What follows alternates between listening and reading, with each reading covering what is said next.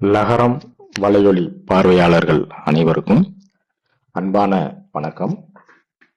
இன்றைய வகுப்புல நாம் பார்க்கக்கூடிய பாடப்பகுதி சிற்றிலக்கியங்கள். இப்ப இந்த சிற்றிலக்கியங்களை பொறுத்தவரை நாம் ஒரு போட்டித் தேர்விற்கு, அதாவது யூஜிடிஆர்பியா இருக்கட்டும், பிஜிடிஆர்பியா இருக்கட்டும், எப்படி படிக்கணும், நம்ம பாடப்பொருள் எப்படி கொடுத்திருக்கோம். நான் பலமுறை சொல்லுவேங்க, ஒரு போட்டித் தேர்வுக்கு நீங்க படிக்கிறீங்க அப்படின்னா அந்த பாட பொருளை பற்றியும் அந்த அழகை பற்றியும் நாம் எவ்வாறு திட்டமிட்டு படிப்பது அப்படின்ற புரிதலை நீங்க புரிஞ்சுட்டீங்களாலே 50 விழுக்காடு நீங்க தேர்ச்சி அடைஞ்சிட்டீங்க. பெரும்பாலான நபர்கள் நாம் ஒரு இயலை எதற்கு நம்ம படிக்கிறோம், எதற்கு இந்த பாடப்பொருளை பாடத்திட்டத்தை இங்க கொண்டு வந்து வச்சிருக்கிறாங்க, சுருக்கமாக படிக்கணும், அதிகமான மதிப்பெண்கள் வாங்கணும் அப்படின்னா கண்டிப்பாக முடியாது. 10 வருடங்களுக்கு முன்பு நடந்த முதுகலை ஆசிரியர் தேர்வை போல இப்பொழுது நீங்க நினைக்காதீங்க. போட்டியாளர்கள் கூடிட்டாங்க. அதனால அந்த போட்டியாளர்களை மிக நுணுக்கமாக ஆய்வு செய்து தேர்வு நடத்தித்தான் தேர்வு வாரியம் கண்டிப்பா எடுக்கும்.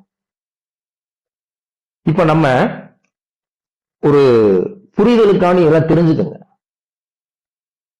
இப்ப சிற்றிலக்கியங்கள் இலக்கிய வரலாறு தகவல் படிச்சா மட்டும் போதுமா? இலக்கிய வரலாறு தகவல்களை வைத்து பாடத்திட்டம் இங்கு அமைக்கப்படவில்லை. ஒரு பாடத்திட்ட வல்லுநர் குழு எடுக்கிறாங்கன்னா மூல நூல்களை வைத்துதான் அந்த பாடத்திட்டம் கட்டமைப்பாங்க. அப்ப 96 வகை சிற்றிலக்கியங்களை பற்றியும் அந்த சிற்றிலக்கிய தகவல்களை நீங்க படிக்கணும் அப்படின்னா, இப்ப நம்ம இந்த அழகுக்கு எந்த புத்தகம் பயன்படுத்தியிருக்கோம் அப்படின்னா, சிற்றிலக்கிய வகைகள் மு. சண்முகம் பிள்ளை, ஒரு தகவல் விடுபடாது, அப்படியே இருக்கும்.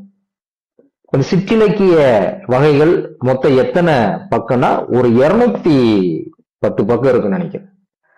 இப்ப நீங்க அடுத்து சிற்றிலக்கிய செல்வம், நாவி ஜெயராமன், இந்த நூல்களை தவிர்த்து இந்த 2 நூல்களும் நம்முடைய பாடப்பொருள்ல முழுமையாக பயன்படுத்தி இருப்போம். அதுக்கப்புறம் இலக்கிய வரலாறு தகவல்கள் முழுமையாக அங்க இருக்கும். இப்ப நம்ம ஒரு பாடப்பொருள் கொடுக்கிறோம் அப்படின்னா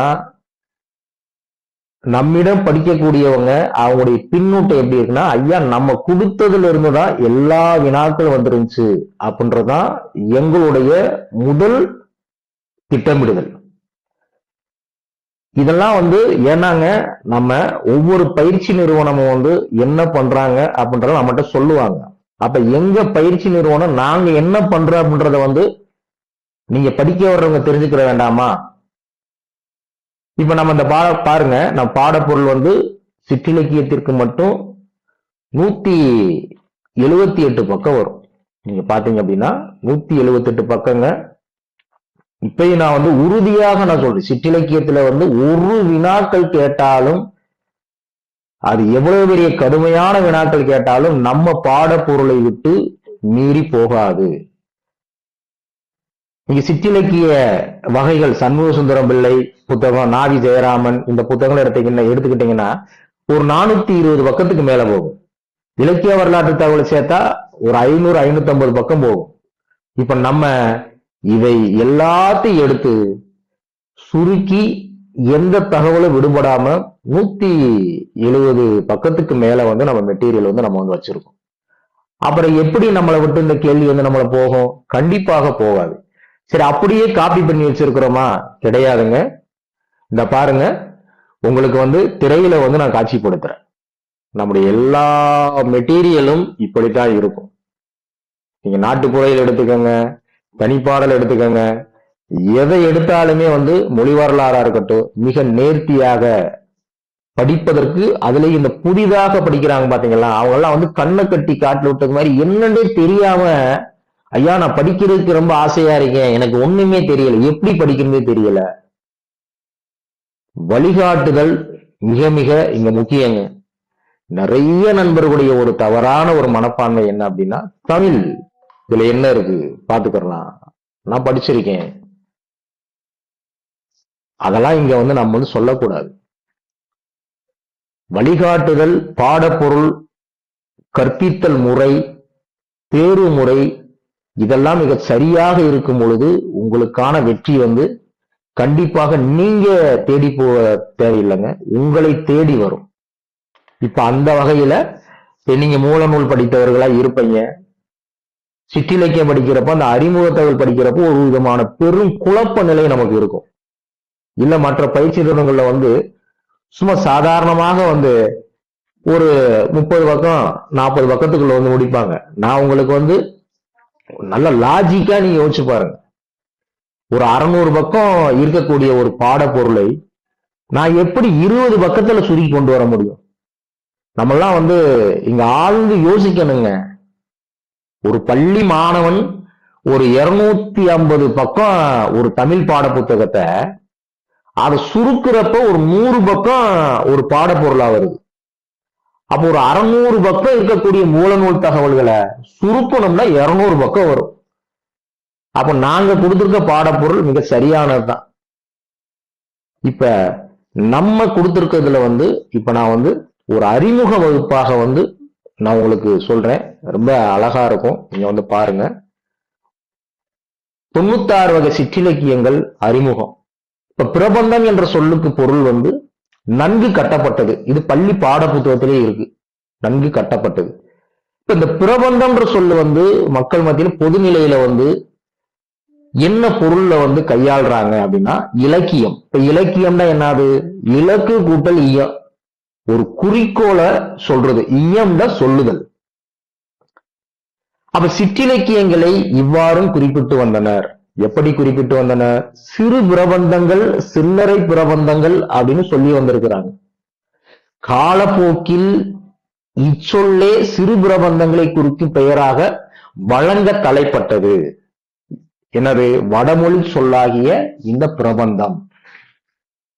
இன்னைக்கு இந்த பிரபந்தம்ன்ற சொல்ல யாரும் எந்த தமிழ் நூல்கள்லையும் பள்ளி பாட புத்தகங்களையும் பிரபந்தம் இப்படின்னு இருந்துச்சுன்னு தான் சொல்லுவாங்க.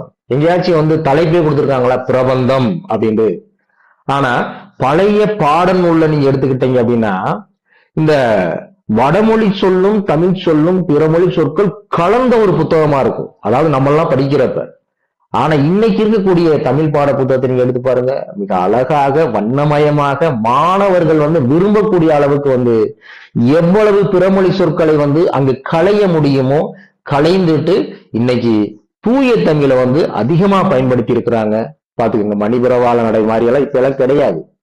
ஆனால் தமிழ் வேர்க்கை, அந்த தமிழ் மேல வந்து ஆர்வம் எழுந்ததுக்கு பின்னர் இச்சிறு பிரபந்தங்களை இச்செந்தமிழ் சொல்லால் குறிப்பிட்டனர். சிற்றிலக்கியங்கள் அப்படின்றது வந்து என்னது? தூய தமிழ் சொல். பிரபந்தம் என்ற சொல்லும் வழக்கிலிருந்து தேய்ந்து மெல்ல மெல்ல மறைந்து வருகின்றது. இன்னைக்கு யாரும் பிரபந்தம்ன்ற சொல்ல வந்து இந்த புத்தகம் எழுதுறப்ப வந்து இந்த கருத்து சொல்லி இருக்கிறாரு மூல நூல்ல.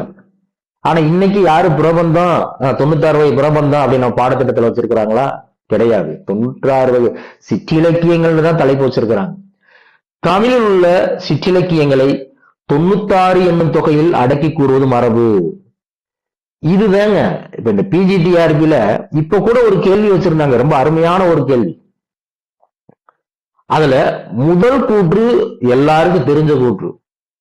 இரண்டாவது கூற்று நீங்க தெரியணும் அப்படின்னா காப்பிய பற்றிய இலக்கணம் எந்த நூல் சொல்லுது?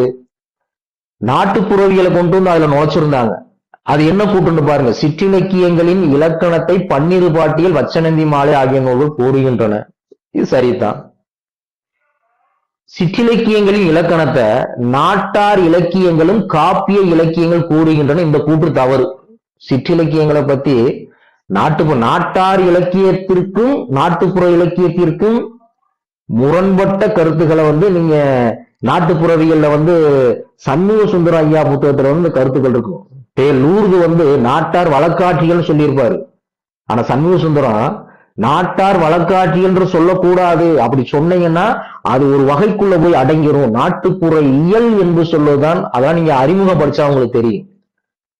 அப்ப இங்க நல்லா பாருங்க, அப்ப இந்த கூற்றுல இந்த மாதிரி கூற்றுகள்லாம் வச்சாங்கன்னா நம்ம வந்து ஒரு இலக்கியம் சார்ந்த புரிதலோட படிக்கணும். எங்கெங்கே தொடர்பு இருக்கும், இலக்கணத்துக்கு இலக்கிய தொடர்பு இருக்கும், நாட்டுப்புறவிகளுக்கும் திறனாய்வுக்கு ஒரு தொடர்பு இருக்கும், மொழி வரலாறுக்கும் இலக்கியத்திற்கு இலக்கணத்திற்கு தொடர்பு இருக்கும்.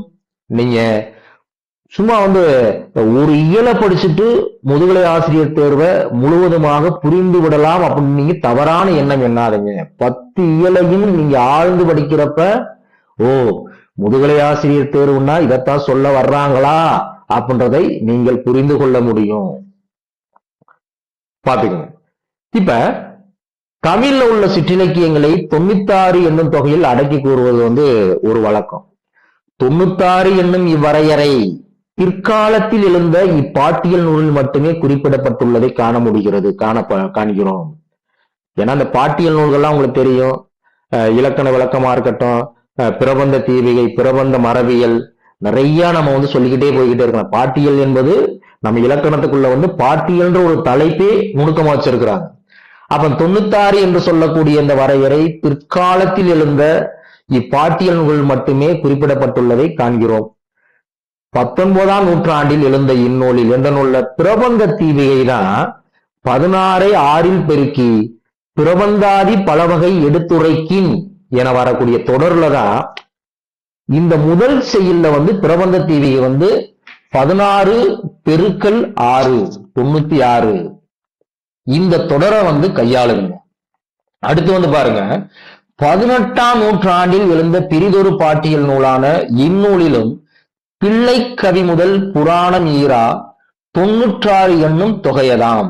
பிள்ளைக்கவி அதாவது பிள்ளை தமிழ் இத முதலாவதா வச்சு புராணத்தை வந்து 96வது வரிசையில வச்சு இவற்றை ஈராக 96 என்னும் தொகையதாம் என்று பிரபந்த மரபியல் பாட்டியல் நூல் வந்து சொல்லுது.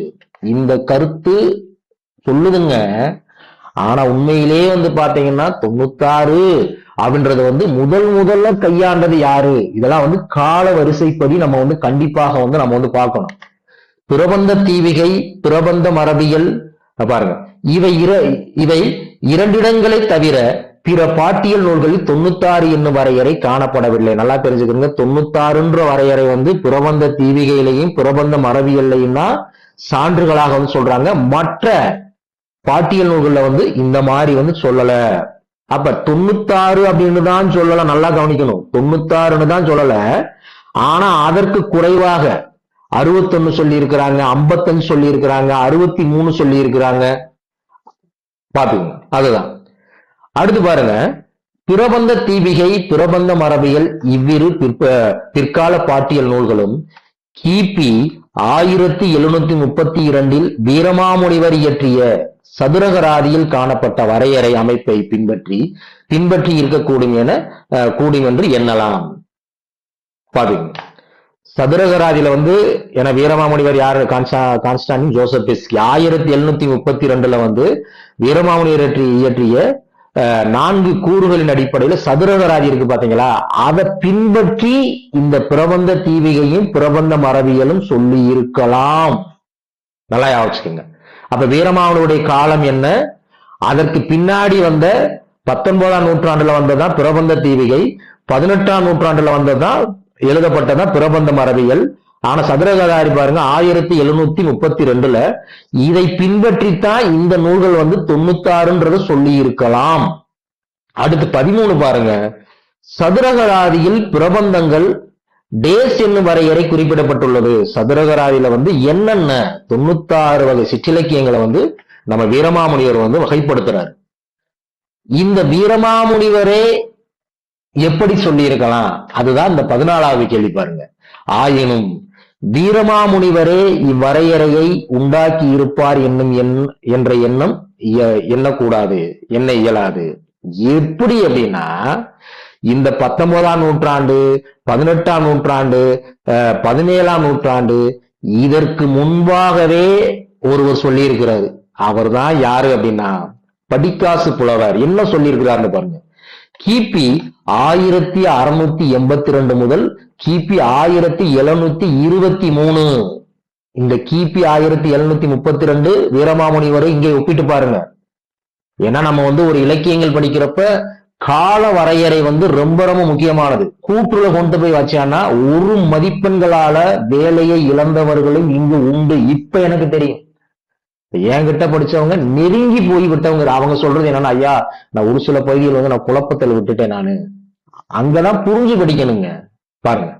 அப்ப கிபி 1682 முதல் கிபி 1723 வரை வாழ்ந்தவராக கருதப்படும் படிக்காசு புலவர் பாடிய இந்நூலில் 96 கோல பிரபந்தங்கள் கொண்டபிரான் என்ற தொடர் காணப்படுகிறது. இப்ப பாத்துக்கங்க, 96ன்ற வரையறை பிரபந்த தீவிகை, பிரபந்த மரபியல், வீரமாமுனிவர் இவங்களுக்கு முன்னாடியே சிவந்தெழுந்த பல்லவராயன் உலா யார் எழுதினது?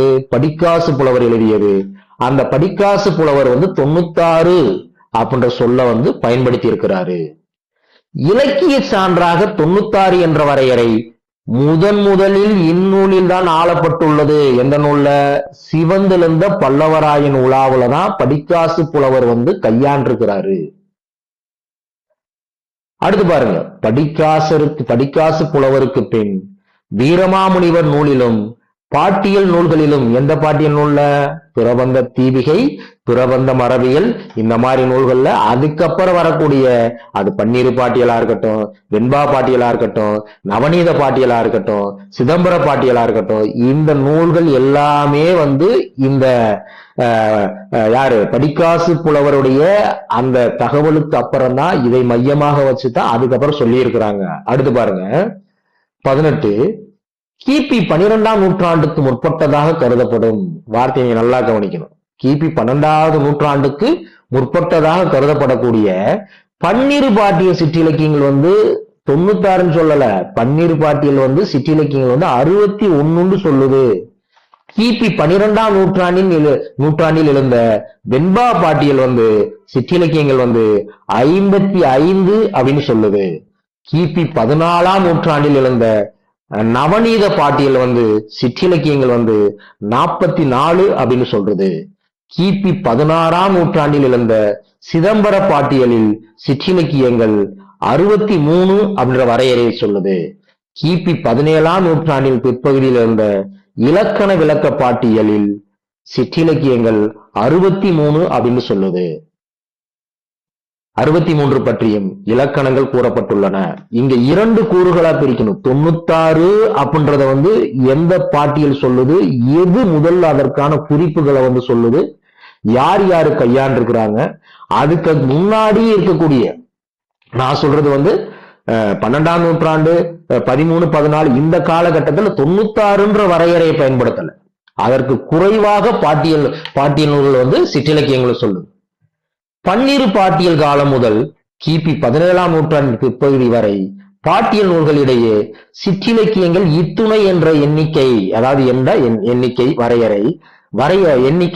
வரையறை ஏற்படாமல் இருந்ததை இதன் மூலம் மேற்காணக்கூடிய தகவல் மூலம் அறிகிறோம். ஏன்னா படிக்காசு புலவர் தான் முதல்ல 96, அதுக்கு முன்னாடி இருக்கக்கூடிய பாட்டியல் நூல்கள் வந்து 96 அப்படின்றத ஆணித்தரமாக எங்கேயும் சொல்லல. வரையறை வந்து இவ்வளவுதான் சிற்றிலக்கியங்கள் வரையறை அப்படின்னு சொல்லல. ஏன்னா அந்தந்த பாட்டியல் நூல்கள் அந்தந்த காலகட்டத்துல சிற்றிலக்கியங்கள் வந்து வளர்ந்து கூட வரலாம். இப்ப உதாரணத்துக்கு நீங்க பாத்தீங்க அப்படின்னா பன்னிரு பாட்டியல் வந்து சிற்றிலக்கியம் 61, அன்றைய காலகட்டத்துல வந்து 61 வகையான சிற்றிலக்கியங்கள் அந்த காலகட்டத்தில் இருந்திருக்கலாம். அதுக்கப்புறம் 14ஆம் நூற்றாண்டுல வந்து பாத்தீங்க அப்படின்னா நவநீத பாட்டியல் சொல்லக்கூடிய காலம் 44. சரிங்களா? அப்ப நீங்க வெண்பா பாட்டியல் எடுத்துக்கிட்டீங்கன்னா 55. இப்போ ஒவ்வொரு காலகட்டத்திலையும் அந்தந்த பாட்டியல்கள் சொல்லக்கூடிய தகவல் மட்டும் சிற்றிலக்கியங்கள் சம்பந்தமாக வந்து கிடைச்சிருக்கலாம். அதுதான். இப்ப அடுத்தது பாருங்க, 24 படிக்காசாரின் காலம், அதாவது படிக்காசு புலவருடைய காலம் கிபி 1682 முதல் கிபி 1723 வரை என வரையறுக்கப்பட்டுள்ளமையால் கிபி 17ஆம் நூற்றாண்டின் இறுதியில் அல்லது கிபி 18ஆம் நூற்றாண்டின் முற்பகுதியில் இத்தொகை வரையறை ஏற்பட்டிருக்கலாம். இந்த மாதிரி எல்லாம் வந்து 96 அப்படின்ற வரையறையெல்லாம் வந்து ஏற்பட்டிருக்கலாம். ஏறத்தாழ படிக்காசரின் காலத்தையொட்டி இவ்வரையறை, எந்த வரையறை? இந்த 96 என்ற வரையறை வந்து ஏற்பட்டிருக்கலாம். அதுக்கு முன்னாடி வரைக்கும் 96ன்ற வரையறை கிடையாது. 96 என்ற என் வரையறைக்குள் அடக்கி கூறப்படும் இலக்கியங்கள் எவை என்பதிலும் இந்நூல்களிடையே கருத்து வேறுபாடு இருக்கின்றன. இப்ப வெண்பா பாட்டியல் ஒரு வகையா சொல்லுது சிற்றிலக்கியங்களை, நவநீத பாட்டியல் ஒரு வகையா சொல்லுது. அப்ப அந்த பாட்டியல் நூல்களிடையே பாத்தீங்க அப்படின்னா 96 அப்படின்றதுலயும் நிறைய முரண்பாடுகள் இருக்கு. இப்ப உதாரணத்துக்கு பாருங்க, சதகத்தை மன்னிக்கணும், சாதகம் வேறு சதகம் வேறு, நல்லா தெரிஞ்சுக்கணும். சாதகத்தை முதல் நூலாக சாதகம் முதல் 96வது சொல்லக்கூடிய காப்பியம் இறுதியாக சிற்றிலக்கியங்கள் 96 என கூறுவது ஒரு வகை வழக்கு, அதாவது ஒரு மரபு. அது சாதகத்தை முதலாக வச்சுக்கிட்டோம். 96வது காப்பியத்தை 96வதாக சிற்றிலக்கியம் வச்சுக்கிட்டு சொல்லக்கூடிய மரபு ஒரு மரபு. அதே மாதிரி பிள்ளைக்கவியை முதலாவதாக வச்சுக்கிட்டோம், புராணத்தை 96ஆக இறுதியாக வச்சுக்கிட்டோம், சிற்றிலக்கியங்கள் 96 அப்படின்ற சொல்லக்கூடியது இன்னொரு வழக்கு. எனவே 96 என்ற எண்ணிக்கை வரையறையில் மட்டுமின்றி அந்த எண்ணிக்கை வரையறையில் அடங்கும் இலக்கியங்களை வரிசைப்படுத்துவதிலும் பாட்டியல் நூலாசிரியருடைய முரண்பாடு இருந்ததை அறிய முடிகின்றது. பாத்துக்கணும். இந்த வகை அதாவது சாதகம் முதல், அதாவது சாதகத்தை முதலாவதாகவும் காப்பியத்தை 96வது சிற்றிலக்கியமாகவும் பிள்ளைக்கவியை முதலாவதாகவும் புராணத்தை 96வது சிற்றிலக்கிய வகையாகவும் பட்டியலிலும் அடங்காமல் உள்ள, இதுல அடங்காத சில சிற்றிலக்கியங்களும் இருக்கு.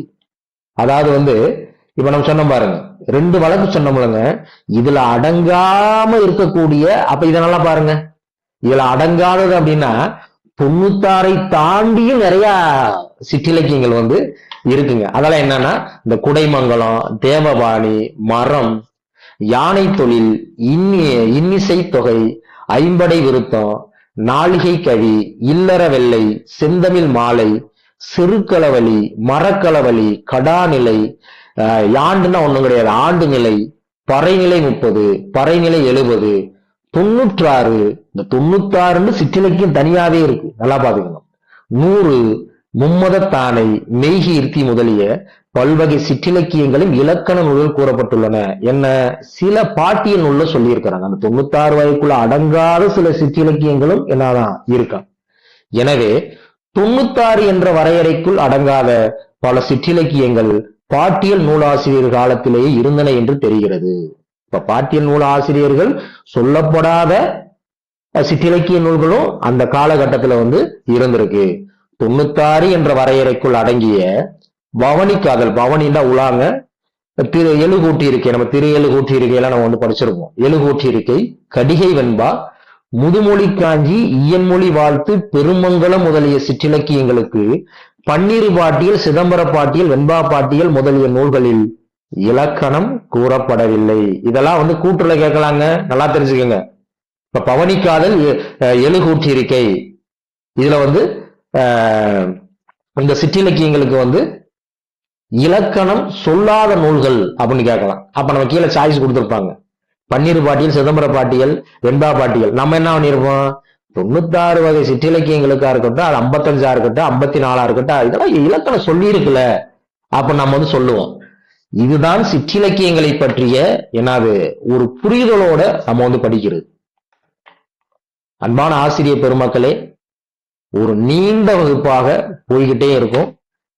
இந்த வகுப்பு நம்முடைய பாடப்பொருளை பற்றிய ஒரு விளக்கம் தான். நம்முடைய வகுப்பு முழுவதும் இப்படித்தான் இருக்கும்.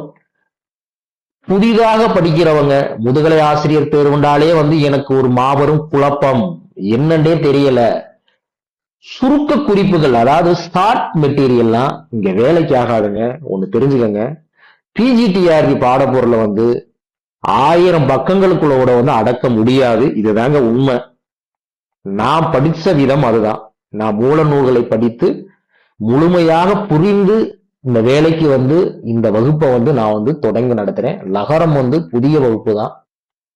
புதியவர்கள் வெற்றி அடைய கூடாதா, புதியவர்கள் நல்ல வழி காட்டக்கூடாதா, நீங்க நல்லா தெரிஞ்சுக்கணும்.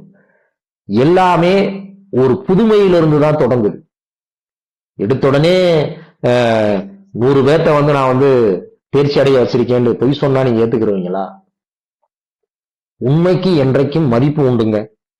உண்மைகளை தேடி உண்மையாக இருப்பவர்கள் வருவாங்க. ஏமாறக்கூடியவர்களிடமே வந்து பாத்தீங்கன்னா செல்வார்கள். நீங்க பாடப்பொருளை பார்த்திருப்பீங்க. நீங்க இதெல்லாம் எடுத்து நீங்க தாராளமா வந்து மூலநூலை எடுத்து பாருங்க.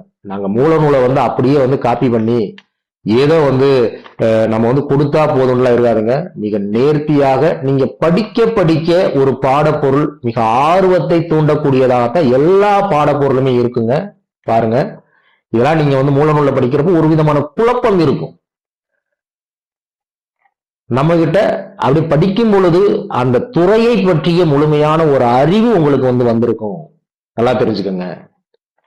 இதுதான் சிற்றிலக்கியம் UGTRP PGTRP முழுவதுமாகவே நமக்கு வந்து அடங்குங்க. சும்மா தலைப்புகளை மட்டும் நீங்க படிச்சுட்டு போகாதீங்க. மற்றும் ஒரு கருத்தை மட்டும் நான் வந்து சொல்லி முடிச்சிடுறேன். நம்ம கிட்ட நீங்க உதாரணத்துக்கு நீங்க தூதா இருக்கட்டும், பிள்ளைத்தமிழா இருக்கட்டும், கலம்பகமா இருக்கட்டும், நீங்க ஏதாவது ஒண்ணு படிக்கிறீங்க அப்படின்னா மேலோட்டமாவெல்லாம் இருக்காது, ரொம்ப ஆழ்ந்து இருக்கும். நீங்க பிள்ளைத்தமிழ் நூல் இந்த பாருங்க, உங்களுக்கு காட்சிப்படுத்துறேன் பாருங்க. பிள்ளைத்தமிழ் நூல்னா சும்மா வந்து ஏதோ வந்து நம்ம வந்து ஒரு 10 நூலை படிச்சுட்டு அதுல இருந்து ஏதாவது ஒரு வினாக்கள் கேட்பாங்க அப்ப நம்ம தப்பு கணக்கு போட்ட போக கூடாது. இந்த பாருங்க, இப்ப பிள்ளைத்தமிழ் நூல்னா எத்தனை பிள்ளைத்தமிழ் நூலை வந்து முழுவதுமாகவே இந்த பாருங்க, மூல நூல் இருக்கக்கூடிய எல்லா பிள்ளைத்தமிழ் நூல்களும் நம்ம வந்து முழுமையாகவே நம்ம வந்து வச்சிருவோம். ஐயா இவ்வளவையும் படிக்கணுமா? கேள்வி கேட்கிறவங்க சும்மா இலக்கிய வரலாறை எடுத்து வந்து கேள்வி கேட்க மாட்டாங்க. பிள்ளைத்தமிழை பொறுத்த வரைக்கும் 103 பிள்ளைத்தமிழ் நூல்கள் வந்து மூல நூல்களை சொல்லி இருக்கிறாங்க. இந்த பாருங்க, 103 பிள்ளைத்தமிழ் நூல்கள். ஐயா இதெல்லாம் படிக்கணுமா? நீங்க வேலை வாங்கணும்னா படிச்சுதான் ஆகணும். நம்ம வந்து இன்னைக்கு வந்து ஒரு விரைவான ஒரு வாழ்க்கை முறையில வாழ்ந்துகிட்டு இருக்கோம். எல்லாமே வந்து விரைவாகவே நடந்துடணும். ஒரு சாப்பிடுற உணவு முறை வந்து துரித உணவு அப்படியே வாங்கி சாப்பிட்டு அப்படியே வகிட்டே நரைச்சிட்டு போயிடணும். நீண்ட காலம் வாழணும். எப்படி வாழ முடியும்?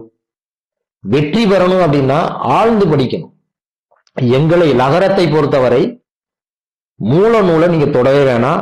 எங்களுடைய பாடப்பொருளே மூல நூலை மிக நேர்த்தியாக எடுத்து கொடுக்கப்பட்ட பாடப்பொருளா தான் இருக்கும். அதற்கு சான்று சிற்றிலக்கியம் கொடுத்திருப்போம். இதே மாதிரிதான் எல்லா மெட்டீரியலுமே இருக்கும். அதனாலதான் நம்மகிட்ட வர்றவங்க வந்து இந்த மெட்டீரியல் மட்டும் கொடுங்க அப்படின்னா 100% தர்றது கிடையாதுங்க. ஒரு நல்ல ஆசிரியர் ஒரு மாணவனை பாடப்பொருளை கொடுத்து கற்பித்து அவனுக்கான வழிகாட்டுறவங்க தான் உண்மையான ஒரு நல்ல ஆசிரியர். வியாபார நோக்கத்தோட பணத்துக்காண்டி வந்து என் மெட்டீரியல் இவ்வளவு வாங்கிக்க அப்படின்னா அதுதான் உங்களுடைய முதல் தோல்வி. என்னுடைய அனுபவம் கூட இதுதான். நகரத்துல வந்து நீங்க படிக்கணும் அப்படின்னா கண்டிப்பாக வந்து தொடர்பு கொள்ளுங்க. புதிதாக படிக்கக்கூடியவர்கள் ஏற்கனவே வந்து நன்கு படித்து என்னால வந்து தேர்ச்சி அடைய முடியல அப்படின்றவங்க நகரத்தை வந்து நீங்க தேடி வாங்க. கண்டிப்பாக நகரம் வந்து உங்களை ஒரு மாபெரும் வெற்றியாளராக வந்து கண்டிப்பாக வந்து உருவாக்குங்க. அனைவருக்கும் மனமார்ந்த நன்றி. கண்டிப்பாக நம்முடைய வீடியோக்களை வந்து காணொலியை வந்து மற்றவங்களுக்கு பகிருங்க. பிடிச்சிருந்தா லைக் பண்ணுங்க. கண்டிப்பா வந்து நம்முடைய சேனலுக்கு வந்து வரவேற்பு வந்து கொடுங்க. நல்லவற்றை ஆதரிப்பீர். அனைவருக்கும் மனமார்ந்த நன்றி.